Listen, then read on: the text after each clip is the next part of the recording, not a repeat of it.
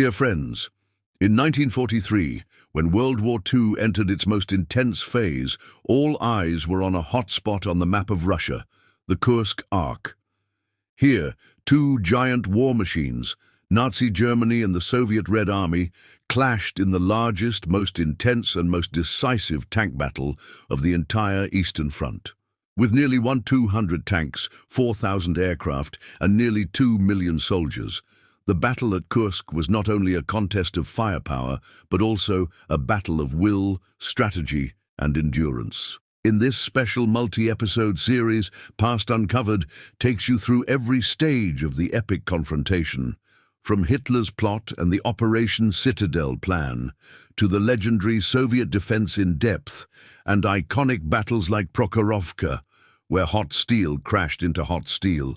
This was the battle that changed the course of World War II and paved the way for ESIV counterattack from the east.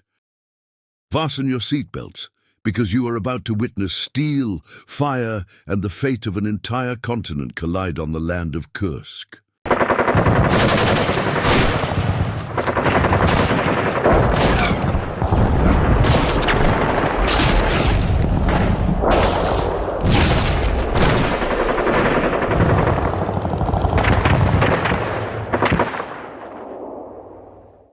The Battle of Kursk, known in Russian history as the Kursk Defensive Counteroffensive Operation, was one of the largest campaigns on the Soviet-German battlefield during World War II, lasting from July 5th to August 23, 1943, between the Soviet Army and the German Army in the plain between the cities of Kursk, Oryol, Belgorod, and Kharkov in the Soviet Union, former, now in central western Russia and eastern Ukraine. During this campaign, there was a battle known as the largest tank battle in the history of wars, which began on July 10th at Prokhorovka and culminated on July 12th at the Prokhorovka field. During 3 days, both sides threw into battle their most powerful tank armies, totaling over 1,200 tanks and self-propelled anti-tank guns. The Kursk campaign consisted of 2 phases: the German offensive phase from July 4th to July 19th, the Soviet counteroffensive phase from July 20th to August 23rd. With the victory belonging to the Soviet Army, the Battle of Kursk became one of their important turning points in this war, marking the decline of the Nazi Army on the Soviet-German battlefield as well as in World War II. After Hitler's final attack on the Eastern Front, the Nazi Army completely lost the strategic offensive initiative and fell into a passive defense. Although still having great potential in general, the Nazi Army suffered great damage, and their fighting power entered a period of collapse and could only defend and combine a number of small counterattacks, most of which were unsuccessful until the complete surrender in May 1945. This victory is considered to be due to the bravery of the soldiers and the correct deployment of the Soviet command, as well as the development of Soviet military art at that time, which inflicted on the German Panzer Army their greatest defeat. This decisive victory completely gave the Soviet Union strategic initiative. The great victory at Kursk, along with events in Italy and North Africa that same year, turned the tide of battle in favor of the Allies, making the total defeat of the German Empire and the liberation of humanity from the yoke of fascism only a matter of time.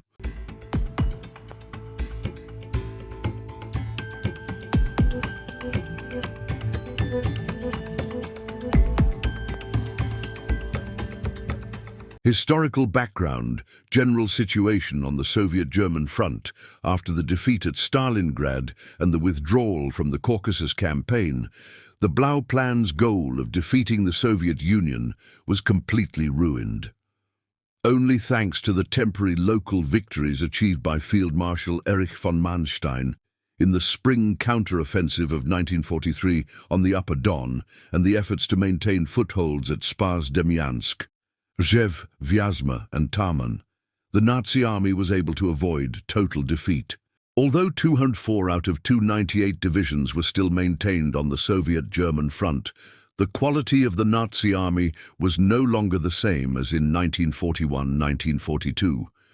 The casualties of more than 3 million soldiers in just 2 years took away from this army good fighting units, along with a number of battle-hardened generals such as Walter von Reichenau, Karl Heinrich von Stülpnagel, Eugen Ritter von Schobert, Friedrich Paulus. From January to March 1943 alone, German casualties on the Eastern Front reached 689 to 260, while only 370,700 were recruited. In that situation, the Nazi army had to mobilize 68 non-ground divisions such as Field Air Force, Guard troops, reserve troops, and troops from Germany's allies, such as Italy, Finland, Romania, and Hungary, to the Soviet-German battlefield. In his report of March 9, 1943, Colonel General Heinz Guderian, Inspector General of German Tank Forces, wrote, "Unfortunately, at present, we no longer have a single division with full combat strength." In 1943, Adolf Hitler urged the German High Command to find a way to restore the situation and regain the lost strategic initiative. A general mobilization was stepped up from mid-January 1943. Even men over 50 years old were called up to the army. By the summer of 1943, the number of Nazi troops on the Eastern Front was 4.8 million, accounting for 71% of the total number of Nazi troops. In addition, the armies of the vassal states of Nazi Germany also had 525,000 troops. The total number of German units on the Soviet-German front in June 1943 was 232 divisions, over 54,000 artillery and mortars, over 5,800 tanks and assault guns, nearly 3,000 aircraft, and 277 warships. Although many large armies were withdrawn from Western Europe, Eastern Europe, and Germany itself to the Eastern Front, the Nazi army still could not reach the same number of troops as in the fall of 1942 before the Battle of Stalingrad. To strengthen the army's fighting power, the German war industry continued to upgrade weapons and improve war vehicles. The Supreme Command of the Nazi army paid special attention to restoring the strength of the tank, armored, mechanized forces that had once dominated the Western European battlefield with the strategy of quick strikes and quick victories, but were now severely crippled on the Russian battlefield. In 1943, the tank production of the Nazi Germany doubled compared to 1942. Since the Donetsk campaign, the German tank and mechanized divisions on the Soviet-German battlefield have seen the latest heavy tanks, Tiger, Panther, and self-propelled guns, Elephant. The Air Force has also been equipped with the new FW-190 fighter.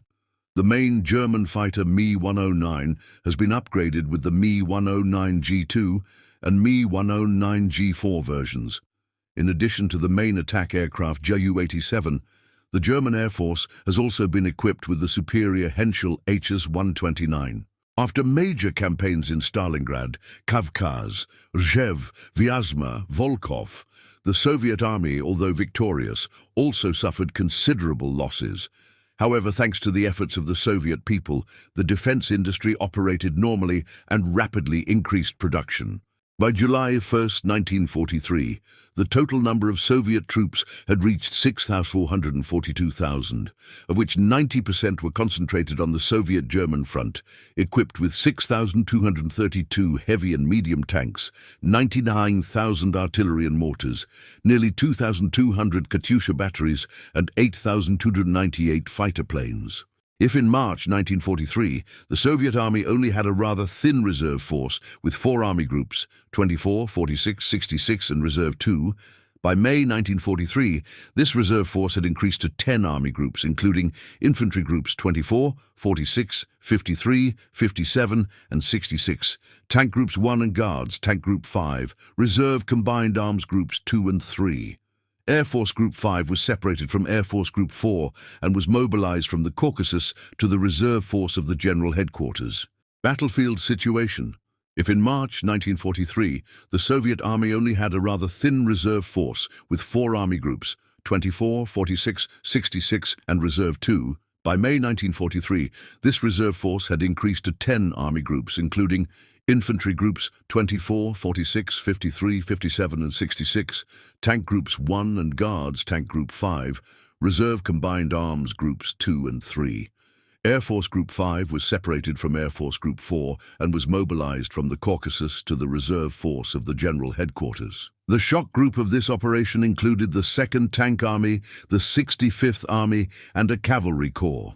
Although this shock group advanced 100 to 120 km in the direction of Starodub, Novozhivkov, Mogilev approached the north of Novgorod-Seversky and the Desna River, threatening the main supply lines to the front of the Army Group Center, Germany.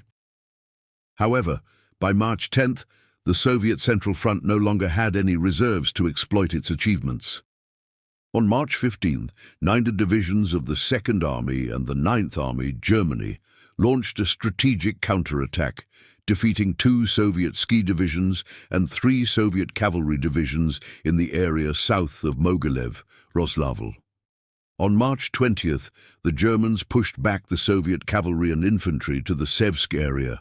On March 21st, General K.K. Rokossovsky ordered the end of the offensive, shifting the Central Front to a defensive position on the line Mtsensk, Novosin, Sevsk, Rinsk, forming the northern front of the Kursk Arc.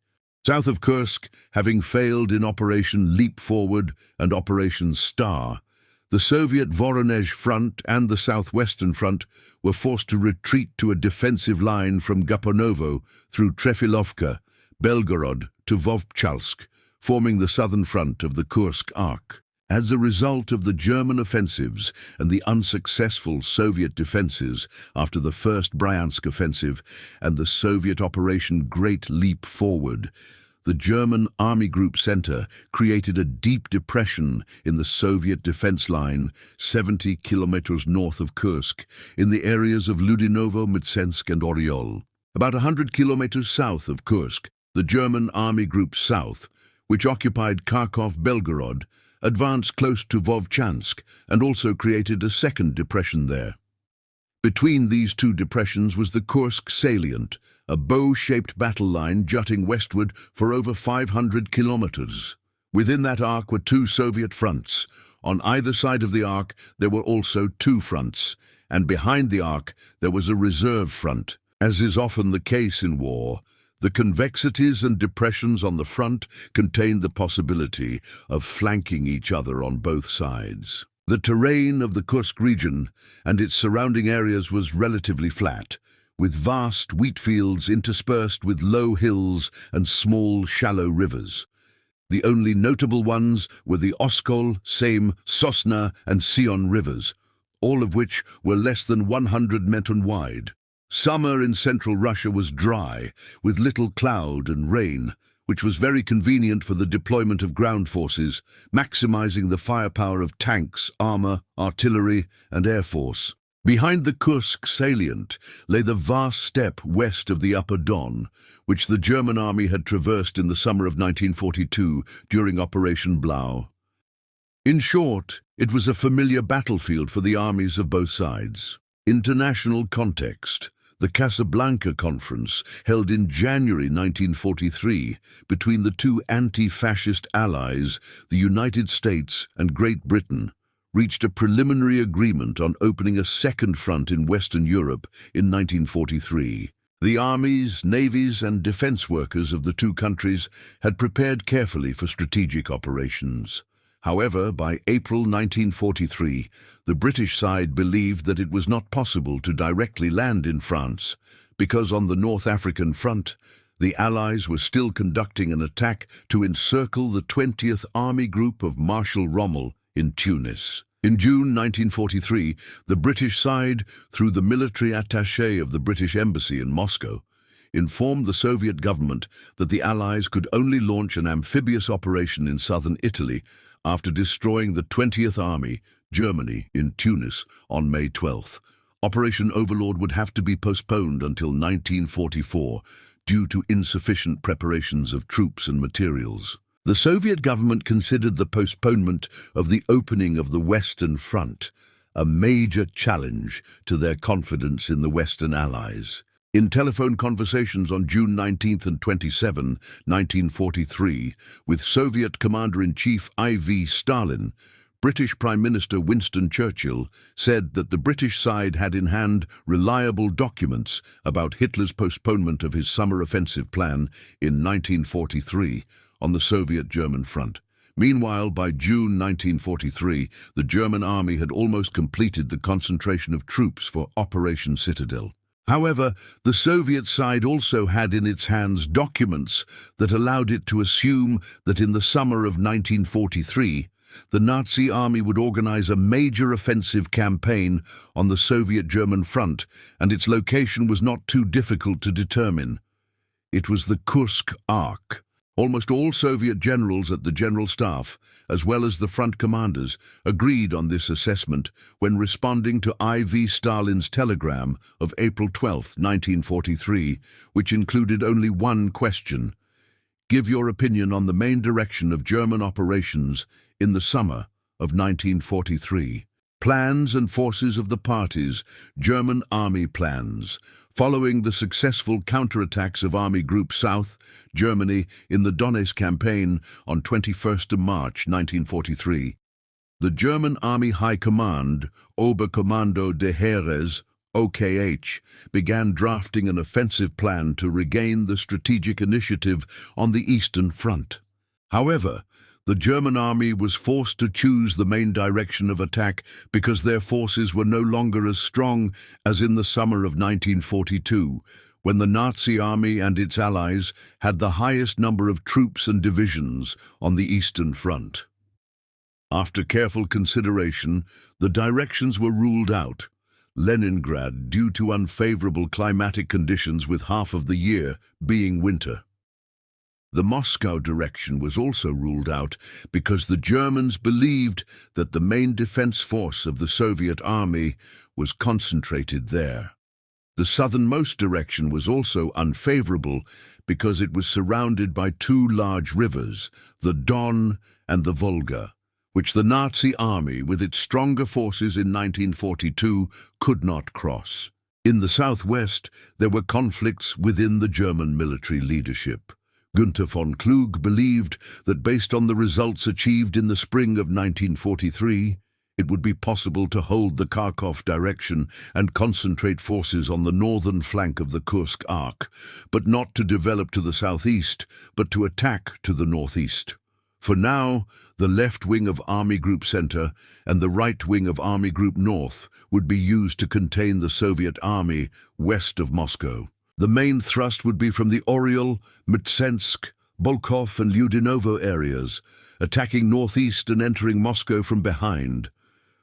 The remaining forces of Army Group South would also attack Kursk in order to pin down the two Soviet fronts at this salient and free up the northern wing to operate. Hitler did not reject the plan outright, but felt that it would be too risky to allow both Soviet fronts to remain behind the shock troops attacking south of Moscow. He believed that the Kursk salient should be cleared first. Erich von Manstein believed that with the existing forces, it was better to concentrate forces on defending the Donbass, Kharkov, Nikopol region, which, according to him, would mean losing Kiev and would mean defeat. Erich von Manstein believed that with the experience of using defensive tanks and counterattacks in the Caucasus and Donetsk campaigns, Army Group South would defeat the next Soviet offensive. Hitler criticized Manstein for losing heart and ordered him to participate in drafting plans with the OKH staff. Finally, OKH chose the Kursk Arc to plan the operation. General Heinz Guderian, Inspector General of the German Panzer Forces, spent May 3 and 4 during the Munich Conference of German Supreme Commanders studying aerial photographs of the Soviet defenses at Kursk, and came to the conclusion that maximum tank and armored forces were needed to increase the depth of the breakthrough if the Germans wanted to prove to their Western allies that the German army was still strong enough to defeat the enemy.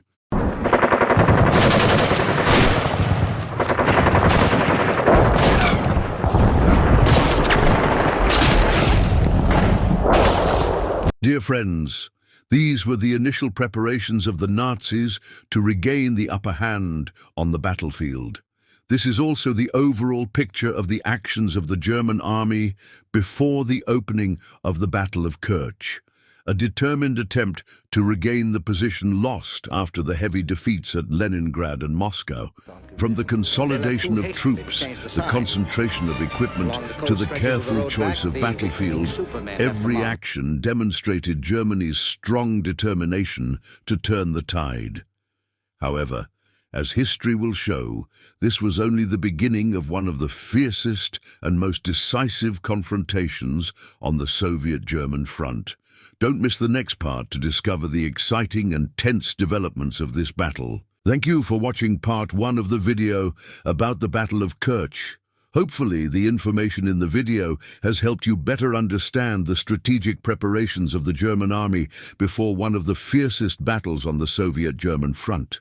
If you find the video engaging, don't forget to like, share it with your friends, and subscribe to the 4K Discovery channel so you don't miss the next dramatic part of this series. Each comment and a subscribe to the channel will help our team be motivated to make more attractive and quality videos. Goodbye, and see you in the next part.